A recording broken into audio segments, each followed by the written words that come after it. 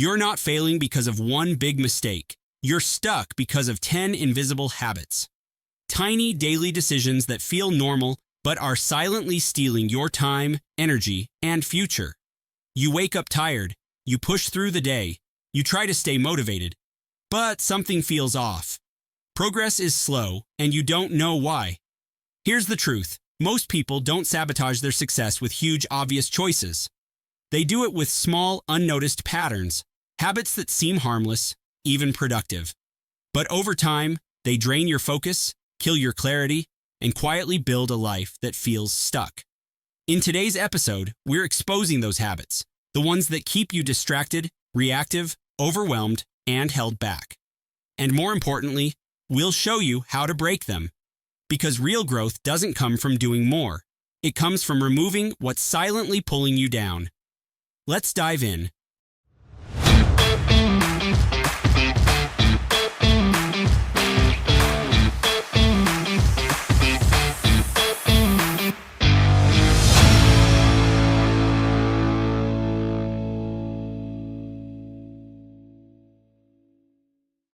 Welcome, everyone, to another deep dive here at Grow Leap Academy. You know that feeling where you feel like you're putting in the work, you're trying hard, but somehow things just aren't clicking. Yeah, like you're spinning your wheels almost. You feel drained, maybe a bit scattered. Exactly. And you want more, you feel like you should be getting more done, but something's kind of holding you back.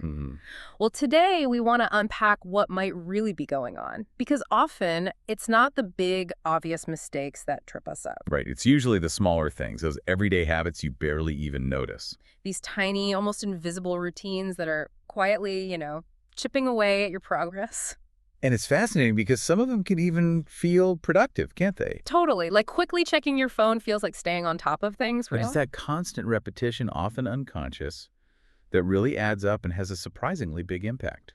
These are the sneaky ones. The habits that seem minor, maybe even look good on the surface, but over time they're just siphoning off your energy, blurring your focus. And limiting what you can actually achieve. Yeah. So for this deep dive, our mission really is to shine a light on 10 of these hidden habits. The ones that tend to undermine our growth without us realizing it. And looking at the bigger picture, it often comes down to efficiency, but maybe not in the way people think. Sometimes the most powerful changes aren't these huge, dramatic shifts.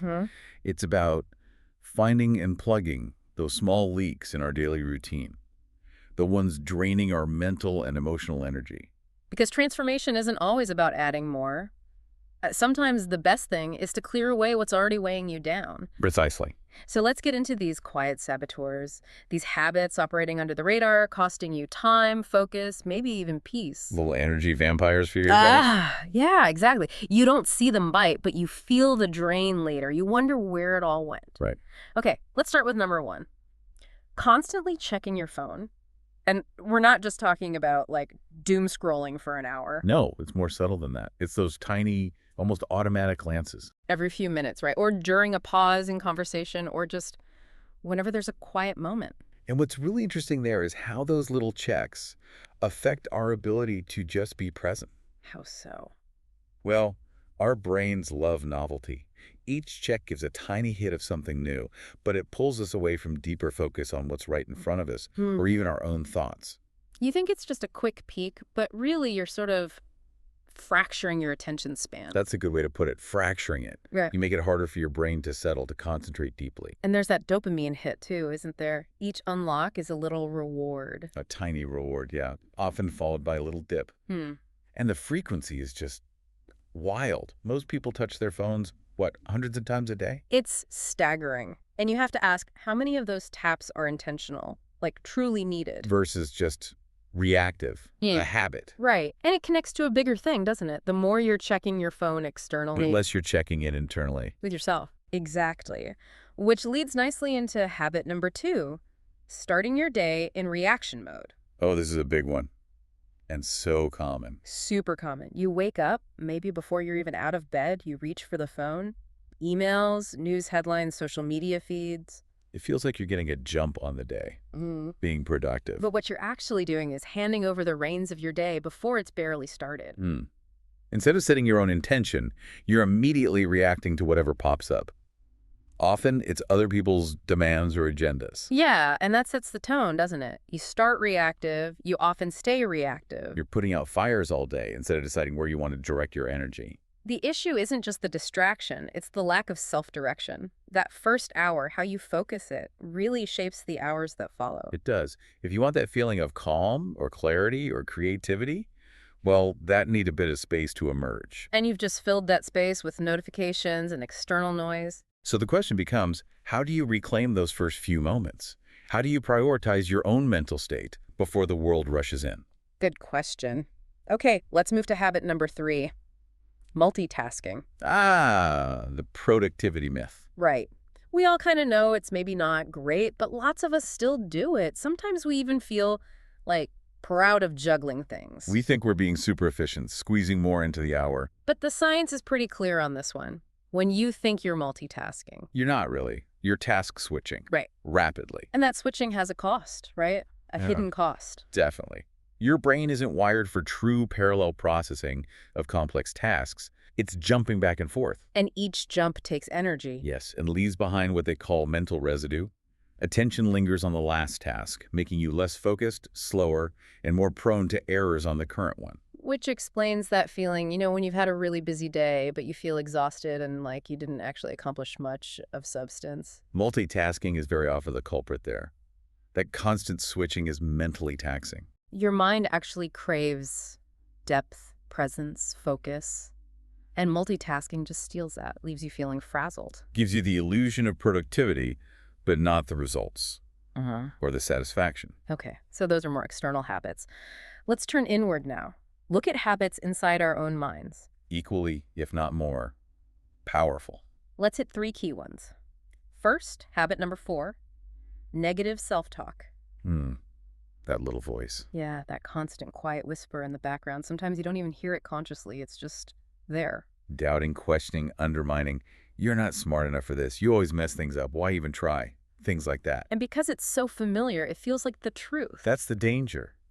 Its familiarity makes it seem valid. But the way you talk to yourself consistently, that shakes your self-perception fundamentally. Absolutely. It dictates what you believe you're capable of. So how can you possibly grow if that inner voice is constantly pulling you back, saying, don't bother? It's incredibly difficult. The first step, really, is just noticing it. Becoming aware of that voice without immediately judging it. Just acknowledging, okay, there's that thought again. And then consciously choosing to challenge it, to reframe it. Because often the harshest critic we face is the one living between our ears. It's like a self-fulfilling prophecy, isn't it? You tell yourself you'll fail. And you act in ways that make failure more likely, confirming your own negative belief. It's a tough cycle. Okay, habit number 5. Overthinking small decisions.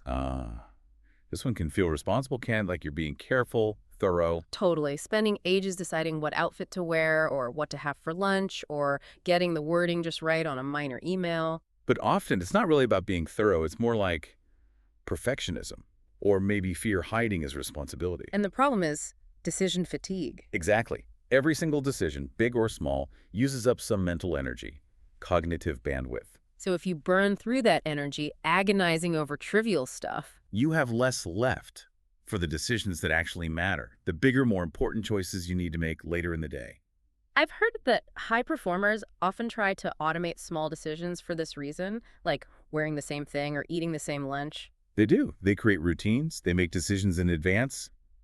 Anything to protect their mental clarity for the high-impact stuff. So if you find yourself feeling mentally wiped out by, say, 2 p.m., maybe look at how much time you spent deliberating the little things earlier. Yeah, that ratio of thinking time versus doing time on minor issues can be revealing. Okay, and the third internal one, habit number 6, consuming without creating. Oh, this is a trap, especially today with so much information available. Right, you can spend hours reading articles, watching videos, listening to podcasts like this one. And feel really productive, like you're learning so much. And learning is good, obviously, but information that you don't do anything with. It's essentially just entertainment.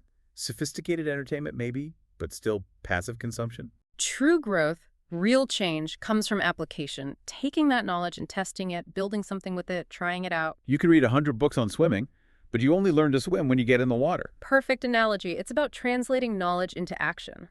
Otherwise, nothing actually changes in your life. Real learning happens in behavior, not just in your head. So a good question to ask after learning something valuable is, okay, how can I apply even a tiny piece of this today?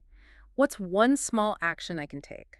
That shift from knowing to doing is crucial. Okay, let's look at two more habits. These can be tricky because they often wear a disguise. They can look like positive traits. Like ambition or progressiveness.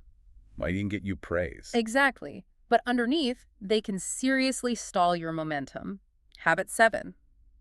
Confusing busyness with progress. Let's be really clear here.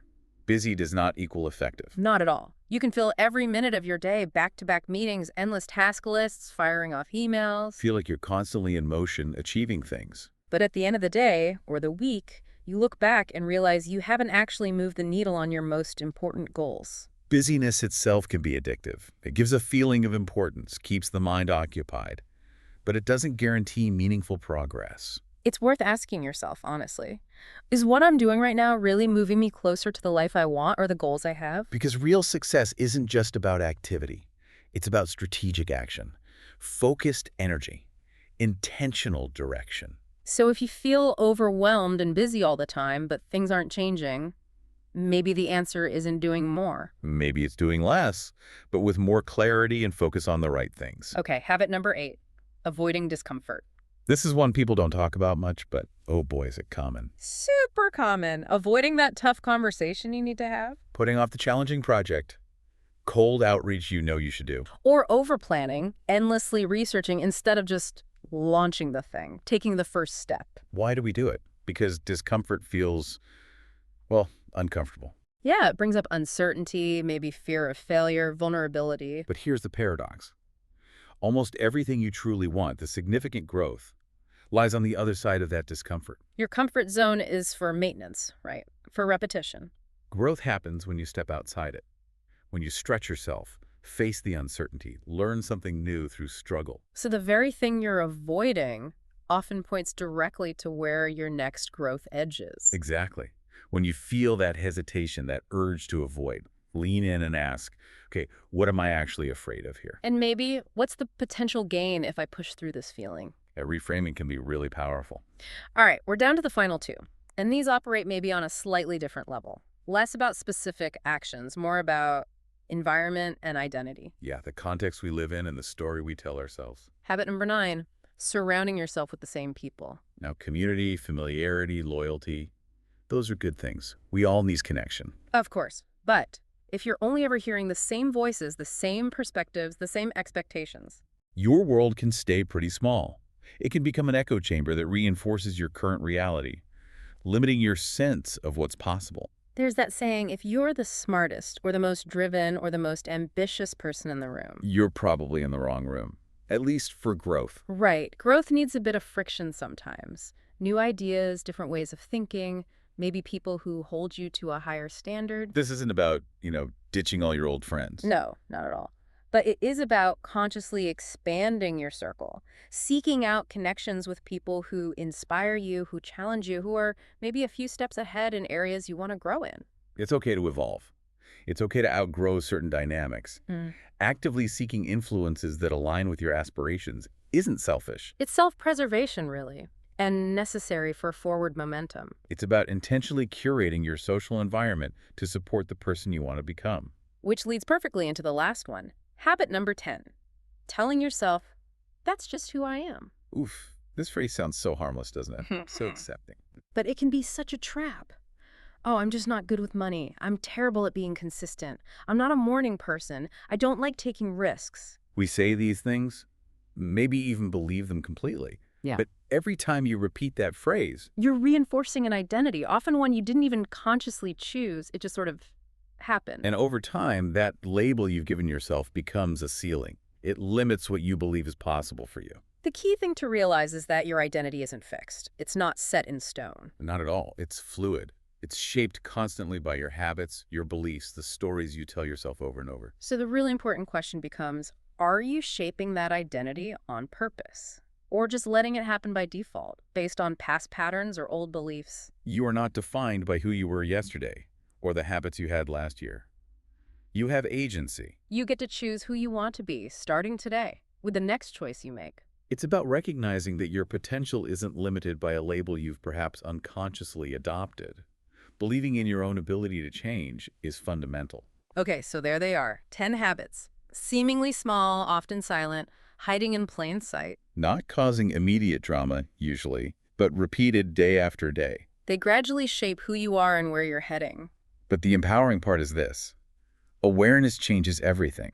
Once you see these patterns, You gain the power to shift them. Because real growth, as we said, often starts not with adding more, but with removing what's holding you back. start noticing those moments of distraction, the little ways you might sabotage yourself, the limiting stories you tell. You don't need a massive overhaul overnight. That's usually not sustainable anyway. No, the key is observation first, then making small, conscious choices, one shift at a time. Your future isn't forged in some giant leap. It's built habit by habit. And it all starts with awareness. So if you're serious about this, if you want to make a change, here's a very practical first step we suggest. Simple but powerful. For the next 24 hours, just become a quiet observer of yourself. That's it. Don't try to fix anything yet. Just watch. Pay attention. Keep a little note, maybe on your phone, maybe paper. And when you catch yourself doing one of these 10 habits, just jot it down. No judgment, no beating yourself up, just awareness. Ah, there we go. Checking my phone again. Oops, negative self-talk popped up. You're training your brain to see what it normally ignores. And that awareness, that's the soil where change can actually grow. It really is. You Yeah. can't change what you don't see. Then, at the end of the day, glance at your list. See if any patterns jump out. Which habits appeared most often?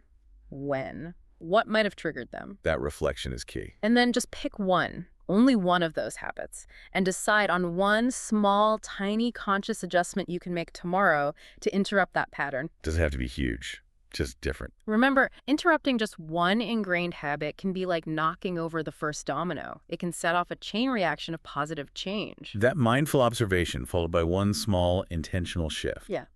That's the foundation. So that's your invitation. Observe for 24 hours, identify one pattern, choose one small interruption.